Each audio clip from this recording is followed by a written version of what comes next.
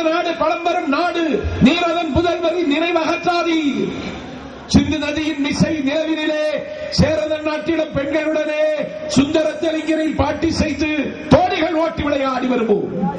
காசி நகர் புலவர் பேசும் முறைதான் காஞ்சியில் கேட்பதற்கு ஒரு கருவி செய்குவோம். சிங்க மராட்டியர்தம் கவிதை கொண்டு சேலத்து தந்தங்கள் பரிசளிப்போம்.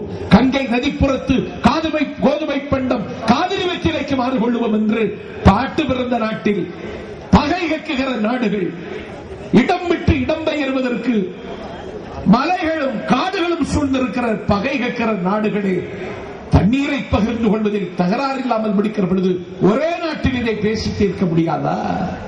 கேட்டது உச்சநீதிமன்றம்.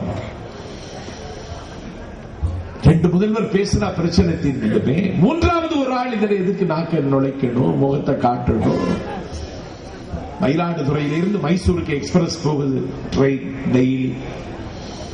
மயிலாடுதுறை, கும்பகோணம், தஞ்சாவூர், திருச்சி, கரூர், ஈரோடு அப்படின்னு போகுது, சேலம் அப்படின்னு போகுது, பெங்களூருக்கு மைசூருக்கு போகுது ட்ரெயின். தூத்துக்குடியிலிருந்து டெய்லி மைசூருக்கு ட்ரெயின், நாகர்கோவிலிருந்து ஸ்பெஷல் ட்ரெயின், ஒவ்வொரு மாவட்ட தலைநகரத்திலிருந்து பெங்களூருக்கு ஆம்னி பஸ் போயிட்டே இருக்கு. காடு விற்று, கரும்பு தோட்டம் விற்று, கையில் கிடக்கிற வளைகளை விற்று, காதல் கிடக்கிற கம்மலை விற்று, பெற்ற பிள்ளைகளை BA MA படிக்க வைத்து, பெற்ற பிள்ளைகள் பிச்சை பாத்திரத்தை எடுத்துக்கொண்டு பெங்களூர் வீதியில் வேலைக்காக இன்றைக்கு அவர்கள் வீதியில் நிற்கிறார்கள்.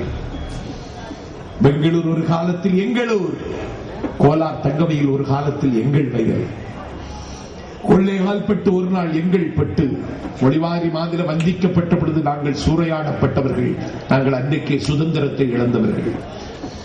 நதி உற்பத்தியாகிற இடத்துக்குத்தான் நதியை கொண்டாடுவ நதிக்கு உரிமை உண்டு. அந்த நாட்டில் உள்ளவன் தான் உரிமை கோர முடியும் என்றால் நதி உற்பத்தி ஆகிற இடம் பெங்களூர் கிடையாது, கர்நாடகம் கிடையாது.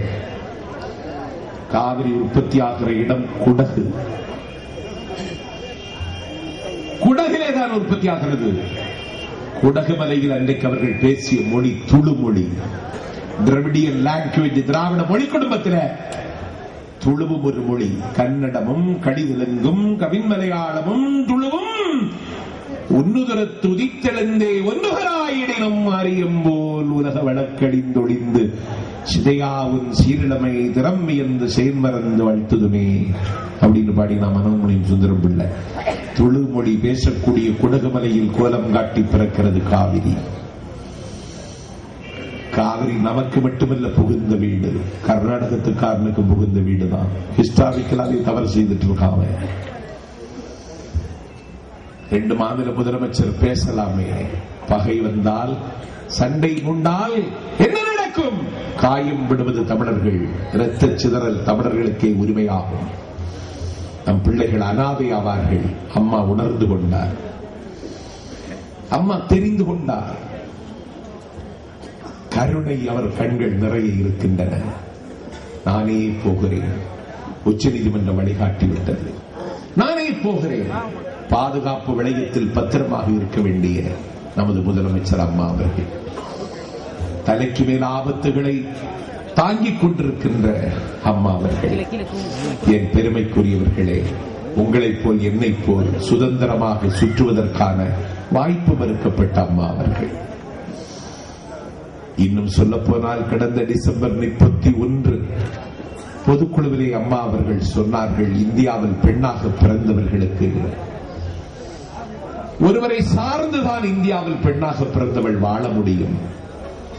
அதுதான் இந்தியாவில் பெண்களின் நிலைமை. முதலில் அவள் பெற்ற பெற்றோரை சார்ந்திருப்பாள். அதற்கு பிறகு அவள் கல்யாணம் முடித்ததற்கு பிறகு கட்டிய கணவரை சார்ந்திருப்பாள். கட்டிய கணவன் காலமாகி போனால் அவள் பெற்ற பிள்ளையை சார்ந்திருப்பாள். இந்தியாவில் பெண்ணாக பிறந்தவள் ஒருவரை சார்ந்துதான் இருக்க வேண்டும்.